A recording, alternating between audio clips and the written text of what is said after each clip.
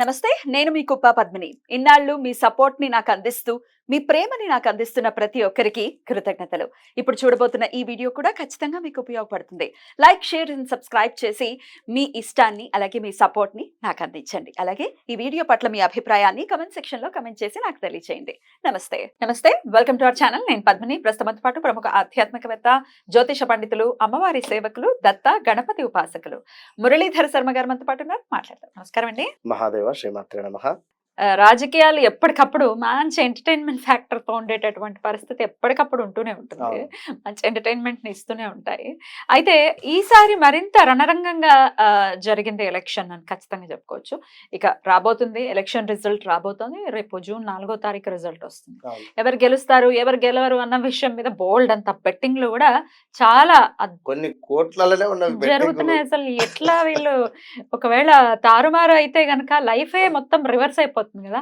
మరి ఎట్లా ఏ ధైర్యం చూసుకొని బెట్టింగ్ పెడుతున్నారో ఏమో వాళ్ళ అట్లనే ఉంటారేమో మరేమో తెలియదు. But I'm not talking about betting. కానీ గెలిచే విషయంలో అస్ట్రాలజీకి సంబంధించి ప్రెడిక్షన్స్ ఒకవేళ చూసుకుంటే కనుక పిఠాపురం అనే స్థానం ఏదైతే ఉందో డెఫినెట్ గా కాన్స్టిట్యుయెన్సీకి చాలా చాలా క్రేజ్ ఉందని ఖచ్చితంగా చెప్పుకోవచ్చు. ఎందుకంటే పవన్ కళ్యాణ్ గారు పోటీ చేస్తున్నాడు. ఒకటి మన వల్లభ దత్తాత్రేయ స్వామి వారు అక్కడ కొలువు తిరిగినటువంటి ప్రదేశం అయినప్పటికీ పవన్ కళ్యాణ్ పిఠాపురం అనేటువంటిది బాగా మారు మోగుతూ ఉన్నది. డెఫినెట్లీ అపోజిషన్ కూడా డెఫినెట్ గా స్ట్రాంగ్ క్యాండిడేట్ ఉండటం, పోటీ అయితే గట్టిగానే ఉంది. మరి ప్రొడిక్షన్ ఏంటండి, ఎవరు గెలుస్తారు పిఠాపురం స్థానానికి సంబంధించి అంటే ఏం చెప్తారు? తప్పకుండా అమ్మా. పిఠాపురము అనేటువంటి పేరు ఎక్కడికో వెళ్ళిపోయింది. అంటే వాస్తవానికి ఈ మాట నేను అనడం కాదు, స్వామివారు అక్కడ కొలుదిరినటువంటి స్థానము కనుక ఆ యొక్క పేరు అందరికీ ఎప్పటి నుండో తెలుసు. కానీ అయినప్పటికీ ఇప్పుడు అక్కడ పవన్ కళ్యాణ్ గారు పోటీ చేస్తున్నారు కనుక ఆ యొక్క పేరు పదే పదే అందరి నోట్లో నానుతుంది అక్కడ. అట్లా ఇప్పుడు వేములవాడ కావచ్చును, తిరుపతి కావచ్చును, లేదా మరొక ఇంకేదో క్షేత్రం కావచ్చును, ఓకే, అక్కడికి సచిన్ టెండూల్కర్ లేదా ఇంకా మరెవరో జూనియర్ ఎన్టీఆర్, పవన్ కళ్యాణ్, చిరంజీవి వెళితే ఆ క్రేజ్ వేరే ఉంటుంది కదా. ఒక్కరోజు అయితే హడావిడి వేరే ఉంటుంది కనుక అదేవిధంగా వంగ గీత గారు కావచ్చును, యొక్క పవర్ స్టార్ పవన్ కళ్యాణ్ గారు కావచ్చును, వీరి జాతక పరిశోధన, ఆమెది వచ్చేసి కన్య, వీరిది వచ్చేసి మకరం. మకరానికి పంచమ స్థానంలో ఈ యొక్క గురుగ్రహము మంచి రిజల్టే. 9వ స్థానంలో కన్యకు 9వ స్థానంలో గురువు మంచి రిజల్టే. ఇద్దరికి కూడా తగ్గ పరుంది కథ. అయితే ఇక్కడ మెయిన్ విషయం ఏమిటి అంటే వారి జాతక పరిశోధన, డేట్ ఆఫ్ బర్త్, పుట్టిన సమయము, వీరి డేట్ ఆఫ్ బర్త్ పుట్టిన సమయం ప్రకారంగా ఎప్పుడైతే 2007-8లో ప్రజారాజ్యం పార్టీ పెట్టినటువంటి సందర్భంలో ఈ యొక్క వంగ గీత గారు ఆ పిఆర్పి తరపున తను ఎమ్మెల్యేగా గెలిచింది. అప్పుడు తను గెలవడానికి తన దశ గురువులో రాహు నడుస్తూ ఉంది. తనది వచ్చేసి కుంభలగ్నము, కుంభలగ్నము. ఆమెకు గురువు దశ నడిచింది. ఆ యొక్క గురు దశలో భాగంగా గురువులో రాహువు వచ్చినప్పుడు, ఏది అంతర్దశ, గురువులో రాహువు వచ్చినప్పుడు తను గెలవడం జరిగింది. అయితే ఆ విధంగా 5 years తను సేవ చేసుకుంది.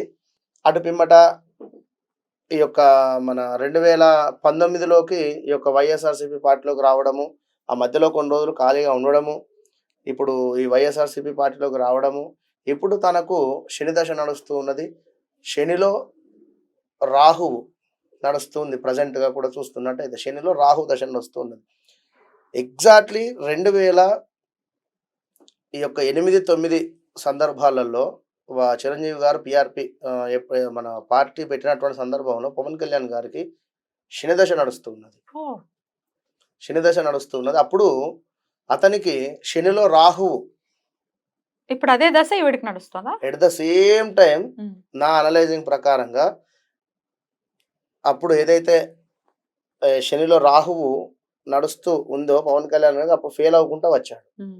ఇప్పుడు తనకు గురుదశ స్టార్ట్ అయింది, గురువులో రాహువు నడుస్తుంది.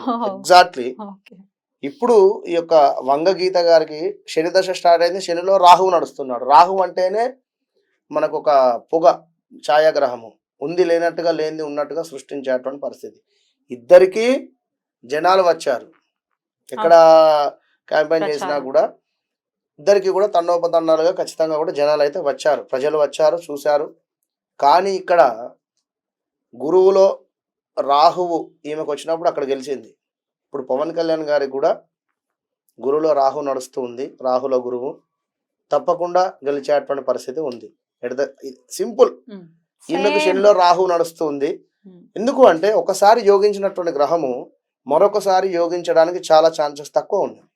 ఆల్రెడీ యోగించింది ఈమెకు ఆ స్థానం కానీ ఆ సీట్ కానీ. కనుక తప్పకుండా ఇతను ఈ 10 ఏళ్ల నుండి కూడా ఏలినాడు శని, 8 ఏళ్ల నుండి కూడా ఏలినాడు శనిలోనే ఉన్నాడు. ఎట్ ద సేమ్ టైం ఏలినాడు శని 7.5 సంవత్సరాలు, 5.5 సంవత్సరాలు ఏలినాడు శనిలో ఉన్నాడు. కానీ 10 ఏళ్ల నుండి పార్టీని పట్టుకొని ఉన్నాడు. కనుక ఏదైతే ఈ యొక్క కష్టము తప్పకుండా ఈ యొక్క శని భగవానుడు ఇప్పుడు 3వ దశలో ఉన్నాడు మకరానికి. అంటే 5 సంవత్సరాలు అయిపోయింది, ఇప్పుడు ఇంకొక 2.5 సంవత్సరాలు ఉంది.